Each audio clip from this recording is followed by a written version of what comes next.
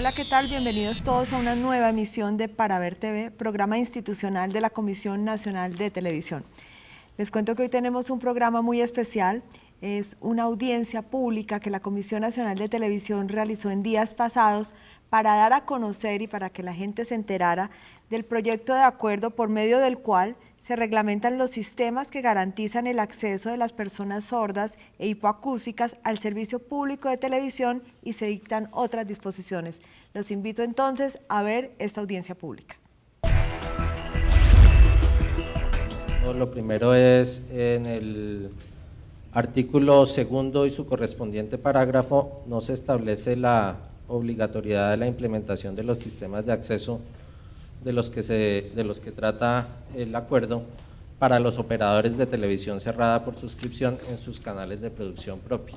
Ahí menciona pues que la comisión podrá hacer unos acuerdos con estos operadores. Sin embargo, desde nuestro punto de vista no vemos por qué se deja como una posibilidad y no como un requerimiento puntual y específico también para estos operadores. Lo siguiente es en el artículo sexto se establece una fuente y tamaño para el texto del closed caption en la televisión analógica. Desde el punto de vista puramente técnico esta restricción no tiene mucho sentido, dado que la presentación del texto en los receptores de televisión depende no de lo que un operador o un proveedor del servicio de closed caption decida, sino de lo que el fabricante del receptor decidió poner. Es una decisión del fabricante. Entonces, independientemente del texto que se ponga en el momento de la producción del closed caption, lo que ve el televidente depende de los fabricantes de los televisores o de los receptores. Entonces a esta restricción pues no le vemos mucho sentido. En el artículo octavo se contradice, pues establece que el recuadro para el intérprete debe estar en la parte superior izquierda, pero 2 renglones después dice que el recuadro debe estar en la parte derecha, arriba o abajo.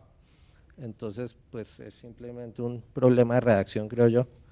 Hay que mirar ese tema. En ese mismo artículo octavo se dice que el recuadro debe ser de 1/9 de la pantalla. Nuestra sugerencia es que ese recuadro, o pues que se diga que debe ser mínimo de ese tamaño, pero que no se restrinja a que si un operador quiere hacerlo más grande o quiere ponerlo de una manera que de alguna manera o que beneficie mejor a las personas sordas, pues lo puede hacer. Y ahí pareciera, pues digamos como está escrito, lo limita a que sea 1/9 y no más. Igualmente en el último párrafo del artículo octavo se dice que, comillas, cuando se trate de un programa extranjero y se utilice el sistema de subtitulación, se aceptará que venga determinado dentro del programa de origen, cierra comillas. Ahí básicamente es un problema de forma, pero es el artículo octavo habla de la interpretación en lengua de señas, luego pensamos que este párrafo no debe ser parte del artículo octavo, sino debe ser parte del sexto y el séptimo que hablan de subtitulación y closed caption. Yo personalmente he notado que las normas que expide la Comisión Nacional de Televisión no incluyen a los canales de producción propia de los cableoperadores, sino está dirigida más que todo a la televisión abierta, y a mí me parece que eso es una descompensación, porque estamos en una lucha tanto comercial como de programación muy desigual con ellos. Entonces, por eso le reiteraría a la comisión, por favor, que en este proyecto de acuerdo quede incluido a los canales de producción propia y también se piense en otros canales que tienen una audiencia fuerte, porque aquí en este acuerdo se habla de los noticieros. Hay un canal que se llama Cable Noticias, como su nombre lo indica, son noticias 24 horas. También pienso yo que la comisión debería estudiar la forma jurídica para poder incluirlo, porque también tiene una audiencia de las personas que de alguna forma sufren de alguna discapacidad en sus oídos. También hay otros canales, que como el doctor Nelson lo dijo, pero toca buscar la forma jurídica, cómo los incluimos también, como son Teleamiga, que es un canal cristiano, y lógicamente estamos en un país de mayoría cristiana.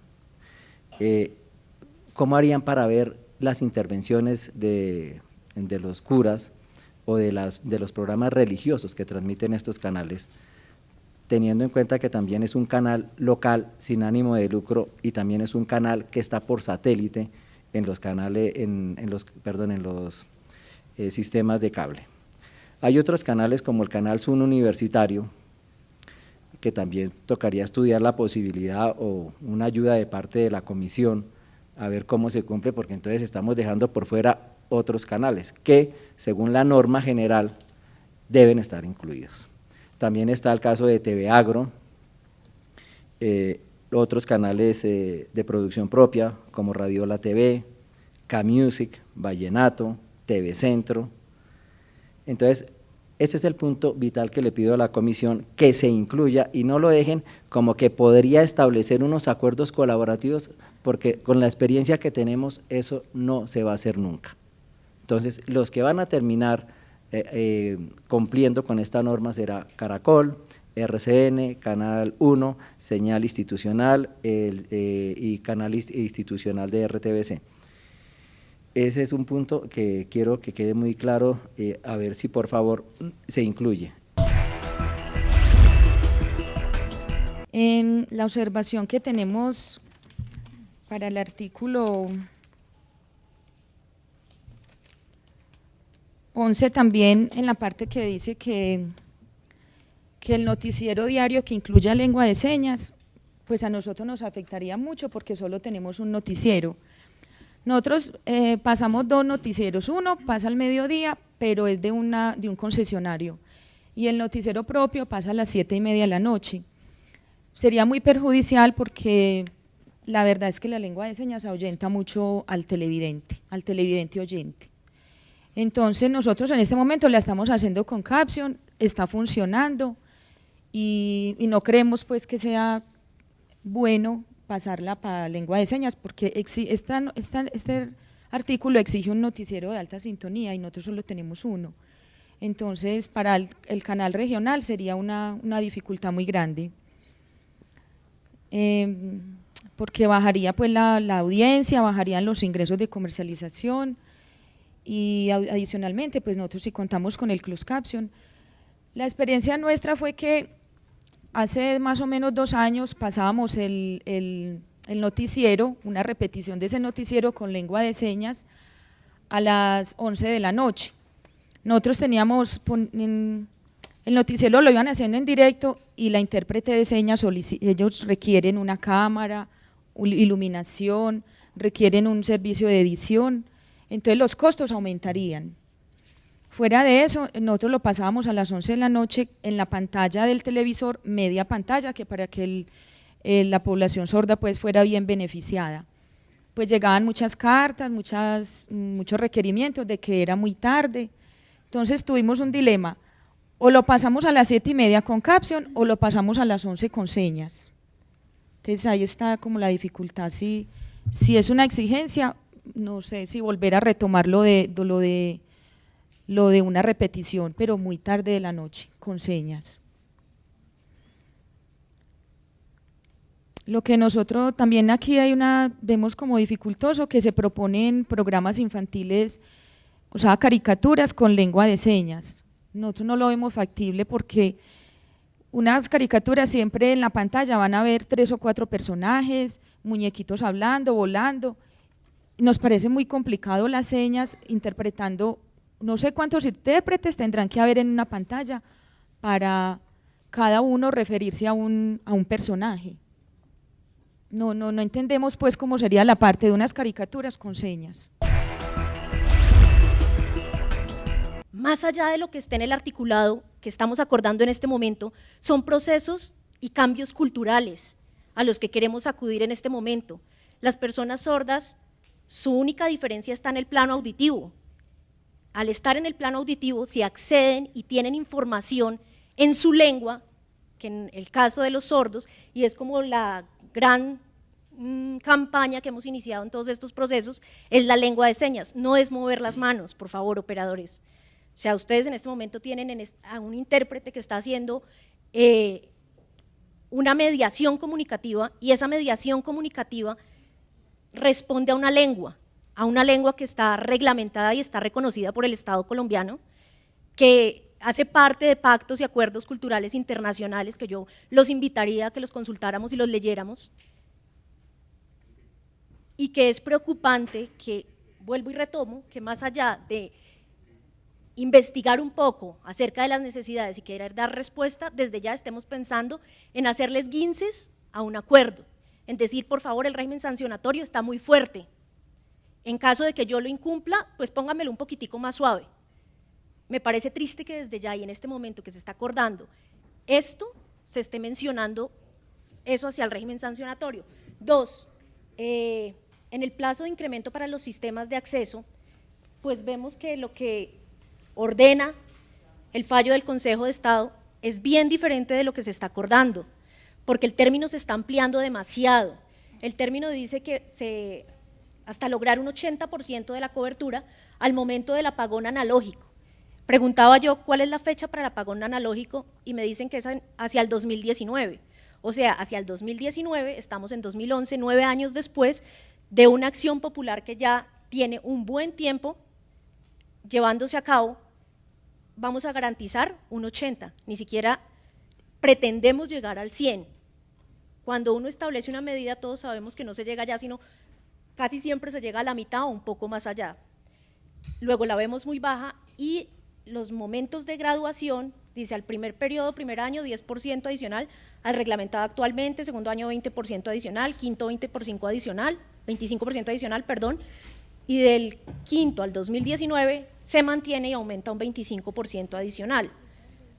Adicional a eso me preocupa que en la proyección que ustedes hicieron, en esa proyección no todos los operadores cumplen en los mismos porcentajes. El que más cumple, si mal no recuerdo, está en un 34% de lo actualmente reglamentado.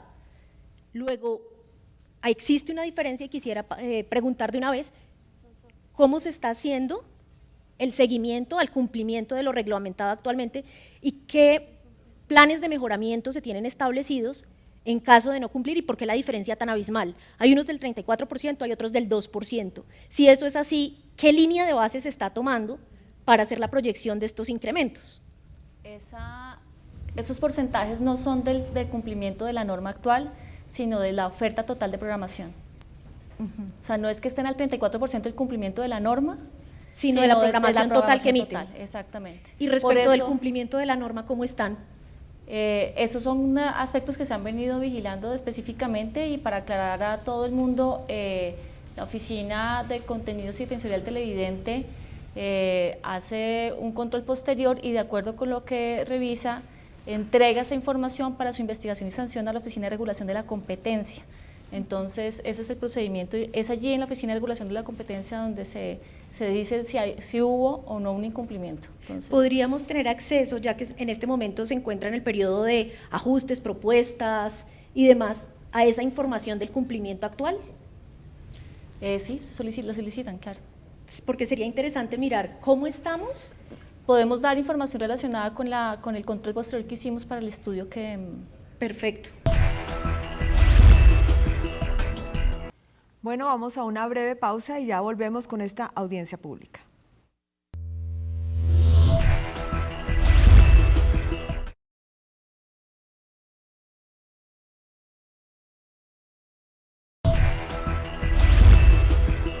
Estamos de regreso en Para Ver TV y los invito a continuar viendo esta audiencia pública. Desde el año 1999, ya el Consejo de Estado le había ordenado a la Comisión Nacional de Televisión que reglamentara y garantizara el acceso. Se demoraron 6 años, después de que yo introduje la demanda, a las volandas sacaron el acuerdo que hoy rige. Acuerdo que, y les ordenó la resolución y el acuerdo, normas que les ordenaban hacer unos estudios permanentes que nunca han hecho sobre el seguimiento a la norma y la efectividad de la norma, que nunca han hecho. Un régimen sancionatorio sumamente laxo, porque como le gusta a los operadores, les gusta que les cueste menos el régimen sancionatorio que las sanciones para poder evitarlas. Entonces sí, unas multicas de unos cuantos salaritos mínimos se las adicionamos al costo de la programación, que inclusive son deducibles de impuestos porque están dentro de los costos, y no cumplimos, y nadie se ha atrevido a declarar la caducidad de los contratos. O sea que la amenaza de la caducidad es apenas un fantasma que nunca se ha ejercido y que nadie se atreve a ejercer, ¿no? Los canales, inclusive los grandes, han estado incursos en la caducidad por incumplimiento de esto muchas veces y nadie se atreve a ejercer la caducidad. Entonces, yo soy consciente del poder. Aquí la gente de FENASCOL con toda la razón habla de que por favor se les dé derechos, pero se ve que no han leído a Maquiavelo, que es el que importa realmente, y entonces veo con extrema preocupación que el proyecto de acuerdo es un escrito bastante grande, lleno de definiciones y de cosas para dar la idea de que está muy documentado y que es muy bueno, pero básicamente, pues repito, vuelve y le quita los derechos que le lleva quitando más de 20 años a las personas hipoacústicas. Yo sé que obviamente hay discusiones jurídicas sobre la obligatoriedad de esto, discusiones jurídicas que surgen precisamente del choque de intereses que se presenta cada vez que se trata de proteger un derecho. Entonces sale una ley, inmediatamente se saca otra con el poder que hay en el Congreso para que las contradicciones lleven a que no se cumpla.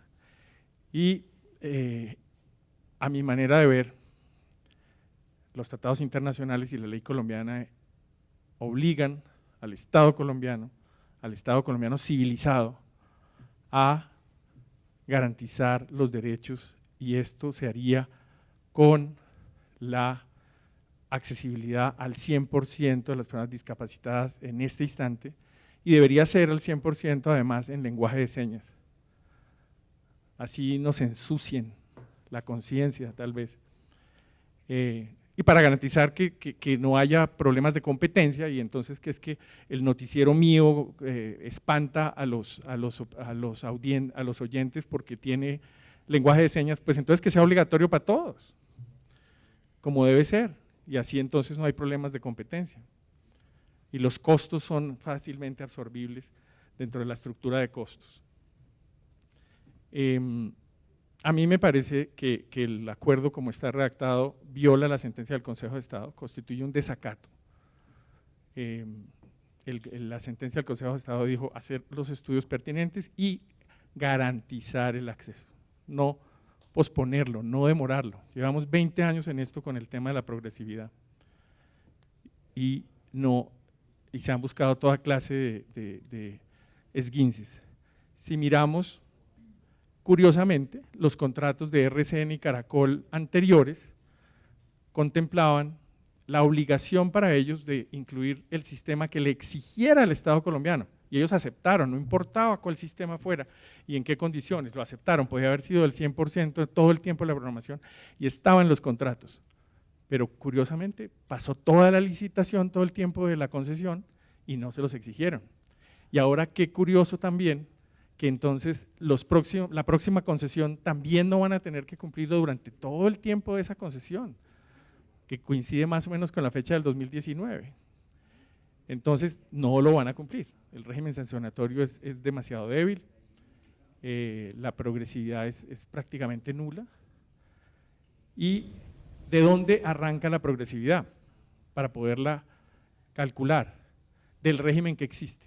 Y el régimen que existe, cuando se negoció, yo estuve presente, entonces nos dijeron que cuando, por ejemplo, decía que habría un dramatizado a la semana, por decir algo, o 2 dramatizados al mes o 2 documentales al mes, nosotros obviamente entendimos que un dramatizado pues lo voy a mirar todas las emisiones que se hagan durante una semana y deberían llevar las ayudas.